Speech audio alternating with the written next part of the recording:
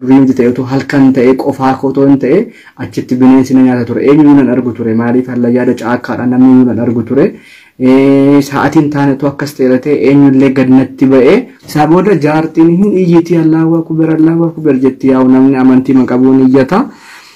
Yesuus nagattaare Yesuus hin jedha mana jalaa garasii immoo hin iyyuu jedhu. Naannesseenumaan gilbit gaafa nasirraa marii godhu akkas kan kufuu qabu makiinaan gara kootti kan kufuu qabu gara jaartiitti achi kufe waa'ee qabeenyaa yoo nan dhimne ani waa'ee makiinaa nan dhimne waa'ee lubbuun koo fi lubbuun haati sun ba'uusaa baay'een gammada jechuudha. Kanarratti yeroon deebi'ee jechuudha. Yeroon deebi'ee bulee yeroon deebi'ee jechuudha. Lafa sanarratti kadhatameera.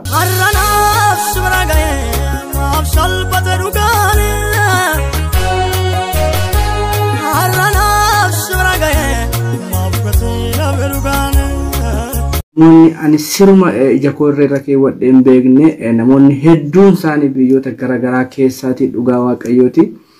Amantii keenya kan ta'an amantii keenya kan hin taane ortodoksii musliima utuu hin jedhin amantiitu addaan hin qoodin nama ta'uu qofaaf namoonni kallattii garaagaraan iyyuu dhugaa waaqa jiraataati baga baate gooftaan bara keessan jireenya keessan haa eebbisu. Waan hin jedhu tokko hin qabu waaqayyo na gargaareera.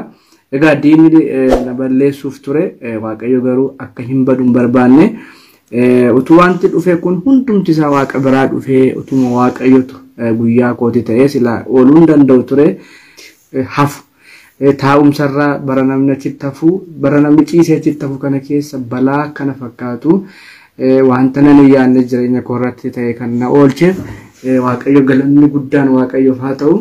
Wanti kun akkaataan itti akkas ta'ee fi yoom akka akkas ta'e wanta jiru isinitti hima jechuudha. Isinii wanti isin agartaniif wanti isin beektanii waanuma viidiyoo irra jiru qofadha malee maal ta'uyyuu waan hin dandeenyeef isaan immoo awwaalchi gaafa kamisaa waan jedhaniifi ganama isaa bulantee akka isheen deemtu murtaa'e jechuudha. Jiru qofuma koon deemaa jira magaalli tokko jira utuu shaambuun ga'iini. Jaree bakki jedhamtu tokko jirti.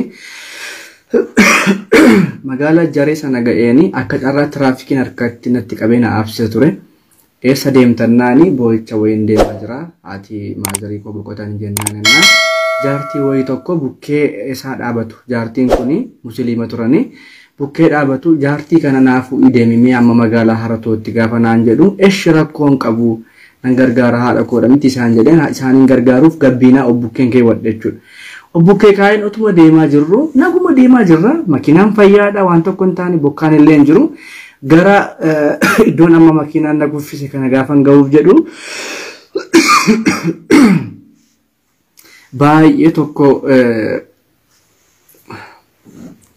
tokko iddicha sana yeroon ga'u bokkaan roobee ture yeroo biyyarraa gara biyyaatti deemtu iddoo tokko bokkaan irra iddoo tokko roobu ture bokkaan waan baay'ee roobee turee fi naannicha mandara wayii keessa bahee ispiidiin ani itti oofaa jiru ispiidima baay'ee fiigichaa mayyuu miti gidduu magaleessaan oofaa irra ture akka carraa horii wayii fillafiitii koo waan jirtuufan gadi qaqqabadhe bira darbee gaafa nanii lafa iddoon makiinaan itti kufee sana ga'uu jechuudha.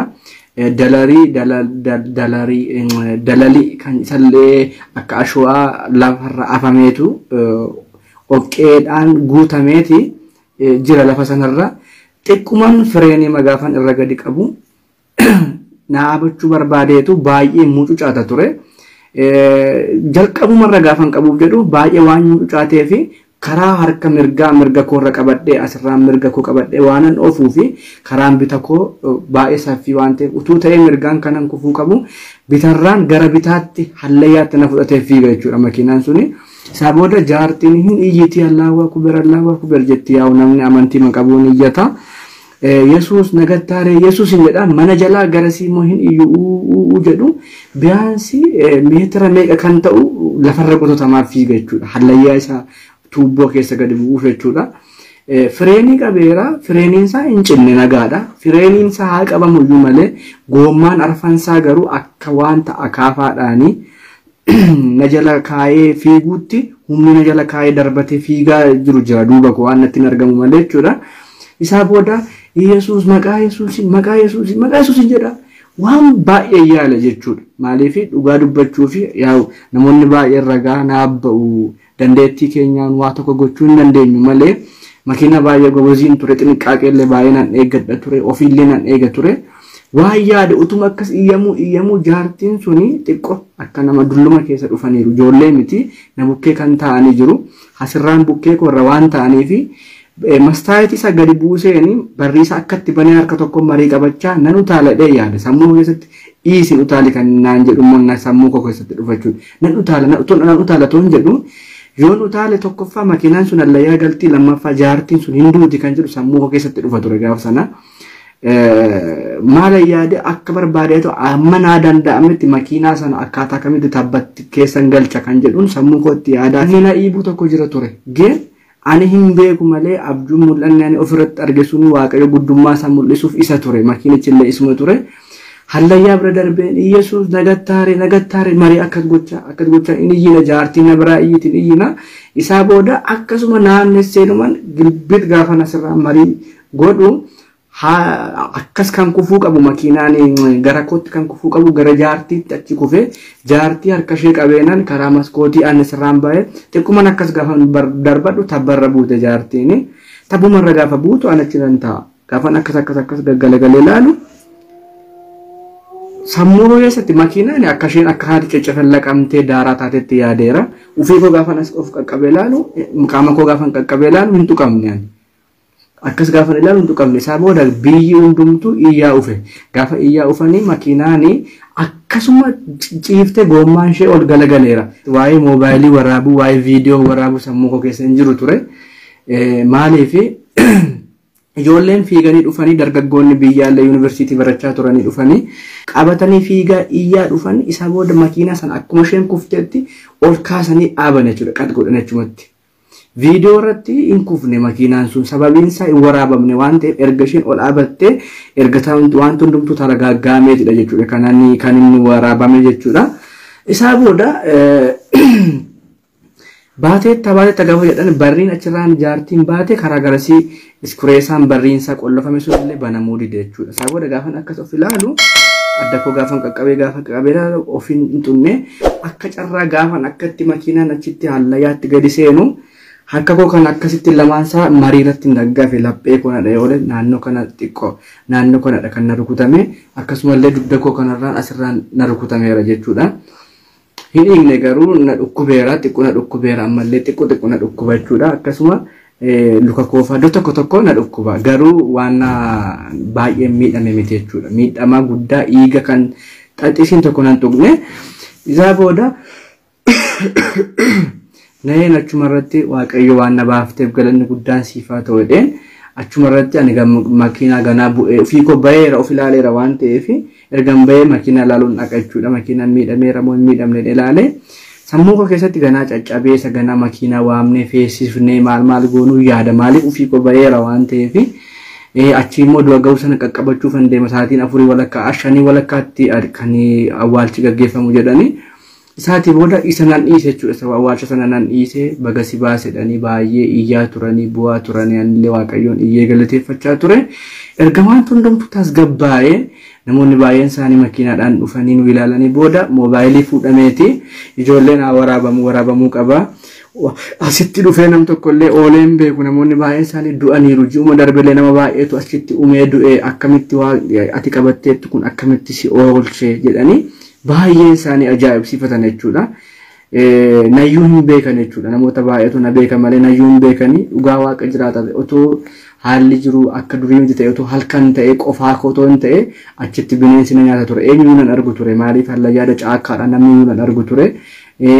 Sa'aatiin taanetu akkas ta'e ta'e eenyullee gadnatti ba'ee achi keessa nan fuudhu ture. Sababiin isaa baay'ee haalli jiru masmaricharra baay'een keessan beektu. Iddoon suni jimaa jedhama yookaan immoo waddeessa jedhama jechuudha. Waddeessa jechuun baay'ee tokko beekamaadha. Haala yeroo ammaa ilaalchisee illee bakka sanatti wanta hin taanetu gaggeeffamaa oola jechuudha. Garuu waaqayyo garuu qofaa koo miti jechuudha. Qofaa kee miti anis biran jira naan jedhe bakkeetti nan balleessine bineensa akkana nyaatu hin goone waaqayyo.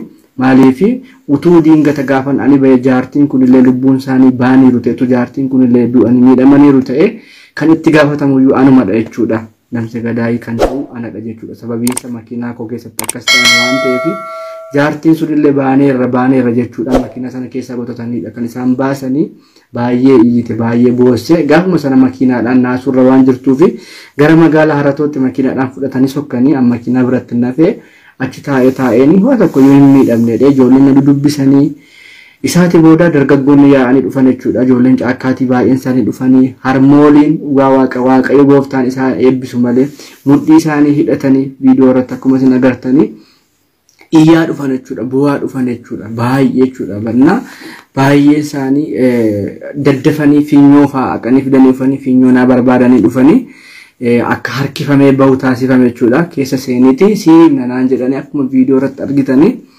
naaf dhiibuu jalqaban jechuudha. Dhugaadhaan xiqquma otoo mukatti dhagaatti bu'ee akkam akka ta'u baay'een keessanillee beektu. Akka nama waaqarratti nannaxxaree yeroo nu gogombisee nu gagalabbatu waan takka xasii tokko hin jenne akka carraa meeshaa qabadheen jira ture. Meeshaa laaptooppii garaagaraa qabadheen jira ture. Keessatti borsaa kun akka kanaatti borsaa kana keessan kaayeen jira ture duubaani akka carraa gaafa naqee rukutamu xiqqoo iskiriinii isaarra bukkee isaarraa laaptooppiitu keessatti isayyuu ijumaan hojii waaqayyotti hojjedhuuf ta'een beeku keessaa xiqqoo na yala gadhiise iskiriiniin isaarraa jechuudha. Fuudheen iskiriinii isaa walumatti akkasitti qadaadadhe. Waa'ee qabeenyaa yoo nan dhimne ani waa'ee makiinaa nan dhimne waa'ee lubbuun koo fi lubbuun haati sun ba'uusaa baay'een gammada jechuudha. Maaliif jaarikaanii fidaniitu ijoollonni baay'een isaanii ittiin makiinaa konaa miiccanii akkuma viidiyoo irra agartanii makiinaa naa qulqulleessanii keessa isaa oqqee isaarraa naa miiccanii nagaan deemi jedhaniiti gara magaalaa Shaambuutti akkan deemu nagaggeessu jechuudha. Ijoolleen afaan dhufanii deemanii achi ga'ee hospitaala magaalaa Shaambuu kan jedhuun deemee hospitaala deemee ultrasaawundii ilaallamnaan lafeen kee fayyaadha waan tokko hin taane naan jedhanii qoricha yeroo sana ittifatuu fi iddoo tokko qaama kootti waan bubbu'eeruu fi isa naa kennan jechuudha. Qoricha sana fudhadhu achuma lafuma nanii itti kufe sana achuma lafuma itti kufe sanatti deebi'ee makiina sana qabadhee kan dhangalaasaa turee fi kun lafa kanarratti yeroon deebi'ee jechuudha. Yeroon deebi'ee bulee yeroon deebi'ee jechuudha. Lafa sanarratti kadhatameera. Yeroo dhiyootti kaamingisuun isaa yookaan immoo yeroo dhiyootti wanta dhufu waaqayyo lafa sanarratti jawwee dhiiga namaa dhuguu bare akka inni ajjeesullee hafuurri qulqulluu dubbateera jechuudha. Jawweetu du'a bakka sanarratti waraabessoon illee baay'een isaanii hin du'u footoo kaaftanii naa ergitu jedheera. Akkasumallee namni natti nam'anii haadholiin illee baay'ee natti nam'uudhaanii baay'ee humnaa olidha jechuudha kan natti dhaga'ame. Namoonni achi naannicharra jiranii nasimmiin na gargaaranii maaliifi unkaan makiinaa kufee miti namni akkasumatti nama ajjeesee waan baay'ee nama godha. Uummata naannoo sanaaf galata guddaan qabadhu akkaataa kanaattidha jechuudha. Kan isaan natti marmanii na dubbisan jechuudha. Bifa kanaan jechuudha. Warra funyoo anna gototaa turedha warri kuni. Warra makiinaa sana naa gototaa turanidha lamaan isaanii jechuudha. Baay'ee bu'anii jechuudha ergasii booda kuni kan keetti kan nama hin ganne dhugaa waaqayyooti. Isuma amanadha dhugaa rabbiiti. Ati pileenirra utuu jirtu utuma pileenirra jirtu utuu qilleensarra jirtu balaan tasaa si qaqqabuu danda'a. Garuu utubaan barbaade guyyaa kee dhala waaqayyoo sin ajjeesu hin nyaatamtu hin baddu bakkeetti jechuudha. Dhugaa waaqayyooti. Ati amma barbaadde beekamtii qabaadhu amma barbaadde dandeettii qabaadhu dandeettiin kee beekumsi kee humni kee ciminni kee Yesuusiin ala zeeroodha. Dhugaa ta'a. Uffee Mukofalle kana booda malee mboonyu dhugaa uffisee jaalladha.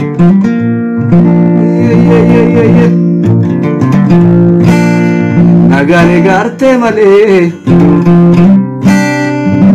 na wallaantee malee mallantaane fuulli kee takkanaatti hin jijjiiramu.